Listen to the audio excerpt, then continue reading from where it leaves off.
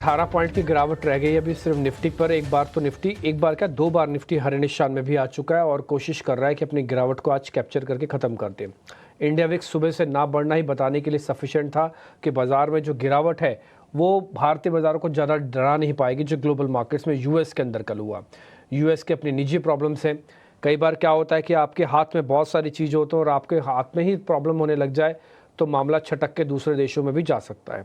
यही मामला चाइना और इंडिया के लिए फेवरेबल हो सकता है। जो टैरिफ लगा रहे हैं, जो दिक्कत खड़ी कर रहे हैं, जो इकोनॉमी के अंदर प्रॉब्लम्स हैं, वो अगर अपनी ही प्रॉब्लम से जूझने लग जाएंगे तो फिर हो सकता है वहाँ पे बैठा हुआ एफआईज ये सोचे अब यहाँ से भी निकलो, कहीं और चलते हैं। ऑलरेडी इंडियन मार्केट अच्छी वैल्यूएशंस पे पहले आ चुके हैं, इसलिए बात हम फिर से बोलते हैं यूएस के अंदर प्रॉब्लम होना भारत के लिए इनडायरेक्टली बेनिफिशियरी है। डायरेक्टली नहीं होगा, इनडायरेक्टली बेनिफिशियरी होगा। डायरेक्टली तो नुकसान ही है क्योंकि हमारी कंपनीज की बैलेंस शीट हिट होंगी, हमारी आईटी का, फार्मा का, डिफेंस का और भी कई सारे बिजनेसेस जो यूएस से जुड़े हुए हैं वो सब अफेक्ट होंगे। बट इनडायरेक्टली बेनिफिट ये होगा कि वहाँ का पड़ा हुआ एफआईज का मनी वो रूट होके किसी भी दो बड़े एशियन जाइंट के पास आ सकता है। फर्स्ट उसमें से चाइना है जो कि रिकवरी दिखा रहा है और अपने टैक्स स्ट्रक्चर को काफ़ी ठीक कर चुका है, और इंडियन मार्केट भले इसने टैक्स स्ट्रक्चर ठीक ना किया हो लेकिन वैल्यूएशंस को अट्रैक्ट कर दिया। तो कुछ ना कुछ चेंज ज़रूर होगा, ऐसा मानते हैं। इसलिए आज आप देखोगे वहाँ की आईटी कंपनी, वहाँ का नेस्डेक 3.5% टूटा, लेकिन यहाँ का आईटी इंडेक्स सिर्फ 1.5% में अपने आप को रोक रहा है और उसमें एचसीएल टेक जैसी कंपनीज में तो ज़्यादा गिरावट है भी नहीं। आगे बढ़ते हैं। बैंक निफ्टी की जो प्रॉब्लम आपको 350 पॉइंट की दिख रही है, ये करीब करीब 0.5% ज़्यादा है निफ्टी से, क्योंकि इसने तो एक बार भी रिकवर नहीं किया, हरे निशान में नहीं पहुंचा। इसकी बड़ी वजह इंडसन बैंक है। इंडसन बैंक के अंदर आज जो गिरावट हुई है वो अप्रत्याशित है। ये दूसरी बार ऐसा मौका मिल रहा है 4 साल में जब इंडसन बैंक के अंदर फ्री फॉल जैसी सिचुएशन बनी है। मैंने सुबह भी आपको इसके चार्ट बना के दिखाए थे और दिखाया भी था, और ये चार्ट अभी भी मेरी स्क्रीन पर बने हुए हैं। अगर प्रोड्यूसर साहब दिखाना चाहें तो भी मैं आपको दिखा सकता हूँ। ये दूसरी बार ऐसा मौका मिल रहा है जब इंडसन बैंक के अंदर इस तरह की गिरावट आपको देखने को मिल रहा है। हाँ, लास्ट वीक ही था शायद।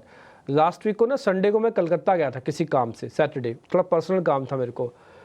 वो बहुत अच्छी सिटी है वैसे, सिटी ऑफ जॉय। आप भी शायद वहीं से बिलोंग करते हैं। तो मैं वहाँ पे गया, मैं किसी से मिलने के लिए गया, तो मैंने उनको आपके बारे में बताया कि हमारे एक बहुत अच्छी गेस्ट हैं, मोतीलाल ओसवाल में काम करते हैं और आपकी सिटी से ही बिलोंग करती हैं। तो एक बार उन्होंने आपको टीवी पे भी देखा हुआ है। तो कहने का मेरे मतलब है कि सिटी काफ़ी अच्छी है, सिटी ऑफ जॉय कोलकाता। तो आप तो खैर वहीं से हैं, तो आप तो खैर अच्छा इन्जॉय करती होंगी।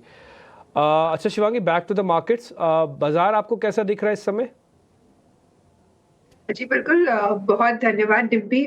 Of course city of Joy है और वहां जाके एक अलग घर जैसा महसूस भी होता है।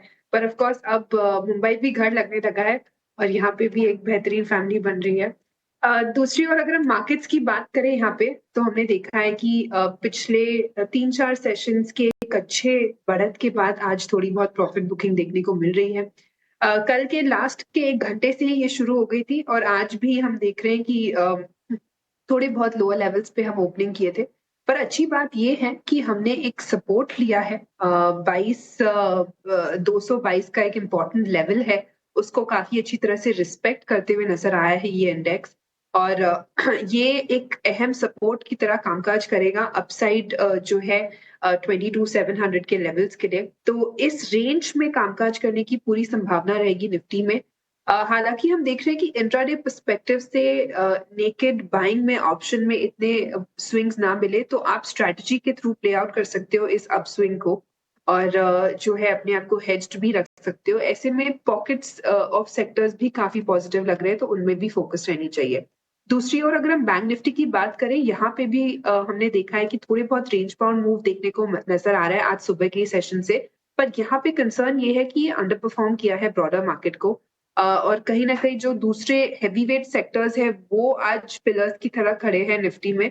पर बैंक निफ्टी और फाइनेंशियल काउंटर्स जो है वो आज वीकनेस में है। भले ही बैंक निफ्टी में एक हैवी वेट है जो परफॉर्म कर रहा है, बट बाकी स्टॉक्स जो है वो गिव अप करते हुए नजर आ रहे हैं। तो इसलिए यहाँ पे 48,000 के ऊपर होल्ड करना मुश्किल हो रहा है बैंक निफ्टी के लिए।